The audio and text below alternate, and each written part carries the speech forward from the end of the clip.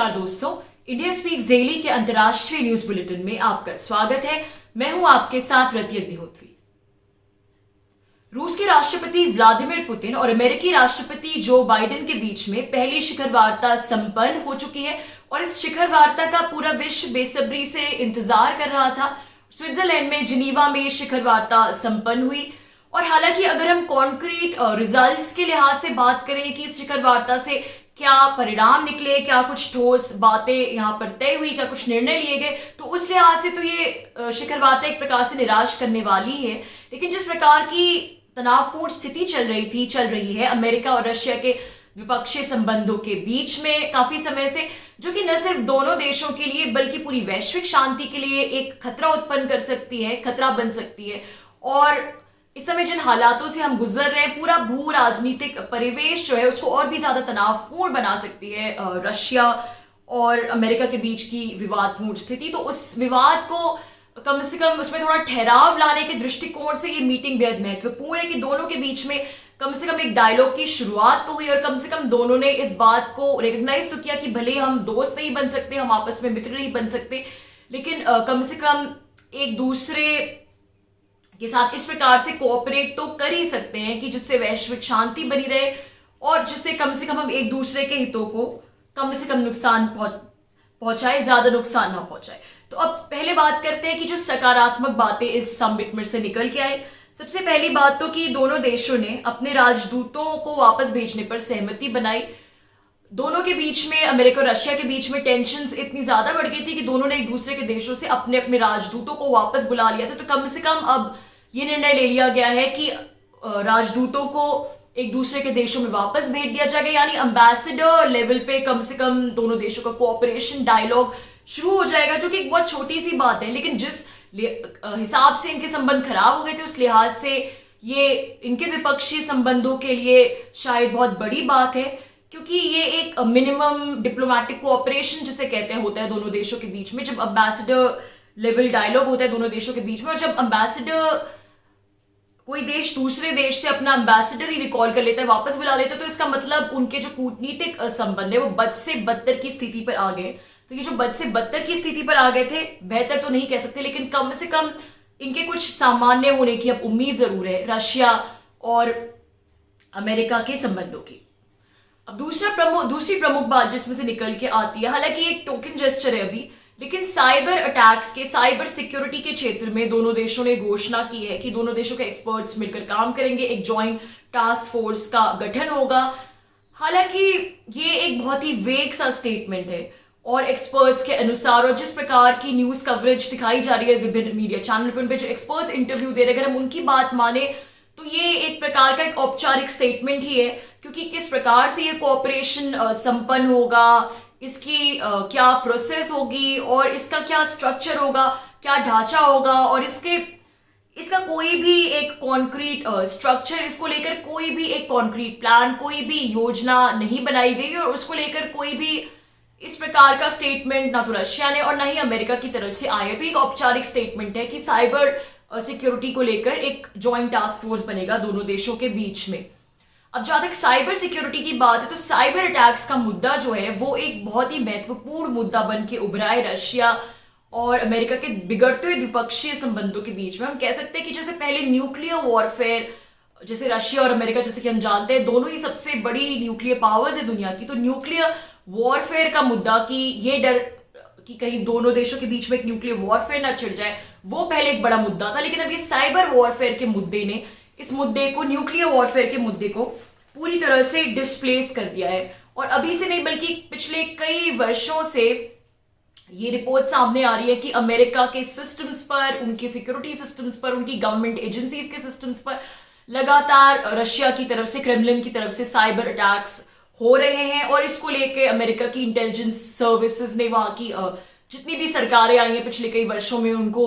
सतर्क भी किया है। लेकिन एक्सपर्ट्स का मानना है कि अमेरिका की जो पॉलिसी है रशिया के साइबर अटैक्स को लेकर वो इतनी आक्रामक, अग्रेसिव नहीं रही जितनी होनी चाहिए थी, क्योंकि अमेरिका एक प्रकार से डरता है, भयभीत होता है कि अगर अमेरिका इसको लेकर ज्यादा आक्रामक होगा तो कहीं ये साइबर अटैक्स और भी ज्यादा बद से बदतर ना होते चले जाए। तो ये क्रिटिक्स का कहना है कि अमेरिका को साइबर अटैक्स जो आ रहे रशिया की तरफ से उसको लेकर और भी ज्यादा अग्रेसिव होना चाहिए। और हाल ही में बहुत सारे साइबर अटैक्स को लेकर न्यूज आई है कि रशिया की तरफ से करवाए गए हैं। जैसे अमेरिका में गैसोलीन पाइपलाइनों, अस्पतालों और इंटरनेट सुविधाओं पर हाल ही में बड़े बड़े साइबर हमले हुए हैं, और जो कि ऐसा माना जा रहा है, कहा जा रहा है कि ये सब हमले अटैक रशिया ने करवाए। हालांकि रशिया इस बात से मुकर रहा है कि वो इन साइबर अटैक्स के पीछे जिम्मेदार है। तो साइबर अटैक्स का जो मुद्दा है और साइबर वॉरफेयर का मुद्दा दोनों देशों के बीच, इसने जो है न्यूक्लियर वॉरफेयर के मुद्दे को डिस्प्लेस कर दिया, और इस मुद्दे का हल होना भी बेहद जरूरी है, आवश्यक है। क्योंकि जैसा कि मैंने कहा, रशिया और अमेरिका दोनों विश्व की दो बड़ी सुपर पावर, दो बड़ी ताकतें हैं, और इनके बीच में अगर किसी प्रकार का कोई साइबर वॉरफेयर छिड़ता है, बड़े पैमाने पर इंटरनेट शटडाउन होता है, तो ये सिर्फ इनको ही इंपैक्ट नहीं करेगा, बल्कि पूरे विश्व को और भारत को भी ये इंपैक्ट करेगा। तो वैश्विक सुरक्षा के लिए, विश्व की अर्थव्यवस्था के लिए भी ये बहुत बड़ा खतरा होगा। क्योंकि अब जो नया युग है साइबर वॉरफेयर का, वो जो है जिस प्रकार से कन्वेंशनल वॉरफेयर जो है वो ह्यूमन लाइफ को इंपैक्ट करता है सीधे से, लेकिन जो साइबर वॉरफेयर है वो इकोनॉमिक सिस्टम्स को, सिक्योरिटी सिस्टम्स को और इन सभी सिस्टम्स को इंपैक्ट करता है, ध्वस्त करता है। तो उसका जो इफेक्ट होता है वो एकदम से इमीडिएट इफेक्ट कहीं ज्यादा होता है। तो उस लिहाज से अमेरिका और रशिया के संबंध जो हैं वो ज्यादा ना बिगड़े और किसी ना किसी प्रकार से थोड़े सामान्य हो, ये पूरे विश्व के लिए बेहद महत्वपूर्ण है। और क्यों महत्वपूर्ण है? इसका सबसे महत्वपूर्ण जो कनेक्शन है वो चाइना से है, चीन से है, कि जिस प्रकार की नजदीकियां, जिस प्रकार का सानिध्य है रशिया और चीन के बीच में। हालांकि ये जो सानिध्य है इसकी एक बड़ी वजह ये है कि जिस प्रकार से जो वेस्टर्न वर्ल्ड है, जो विकसित देश है, चाहे वो अमेरिका हो या चाहे वो यूरोपीय देश हो, वो मानवाधिकार के मुद्दों को लेकर, किसी और मुद्दे को लेकर रशिया को एलिनेट करते जा रहे हैं लगातार सालों से। और जिस प्रकार रशिया पर प्रतिबंध लगे हैं, सैंक्शंस लगे, तो रशिया के लिए एक जिसको कहते हैं इकोनॉमिक आर्थिक मजबूरी आ गई है कि वो चीन के साथ दोस्ती बढ़ाए। तो चीन के साथ जो उसकी दोस्ती है वो ये एक जिसको कहते हैं, ये एक आर्थिक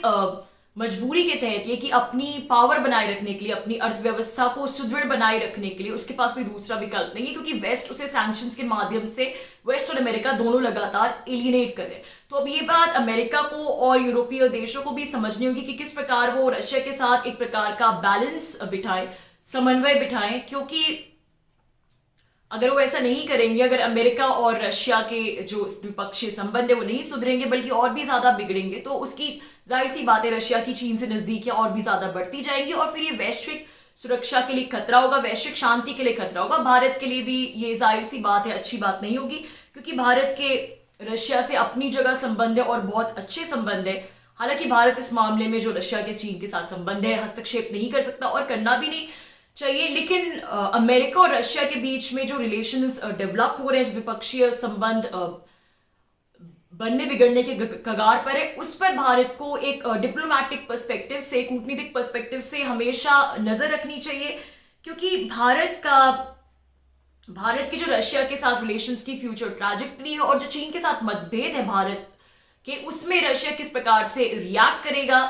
वो इन सब चीजों पर निर्भर भी करता है कि रशिया के अमेरिका के साथ और वेस्ट के साथ किस प्रकार के संबंध हैं। क्योंकि अगर अमेरिका और रशिया के संबंध थोड़े सुधरते हैं, कुछ हद तक सामान्य होते हैं, तो जो जितने भी वैश्विक मुद्दे हैं, चाहे वो कोरोना वायरस की ओरिजिन का मुद्दा है, फिर दूसरा मुद्दा हो जहां पर पूरा विश्व चीन की ड्रैगन की घेराबंदी करे, वहां पर रशिया भी फिर कुछ खुलकर बोलेगा, ऐसी उम्मीद की जा सकती है अगर अमेरिका और रशिया के संबंध सुधरे तो जैसा कि दोनों लीडर्स ने, चाहे वो व्लादिमीर पुतिन हो या फिर अमेरिकी राष्ट्रपति जो बाइडेन ने, इन्होंने दोनों ने इस समिट में बहुत ही रियलिस्टिक अप्रोच अपनाई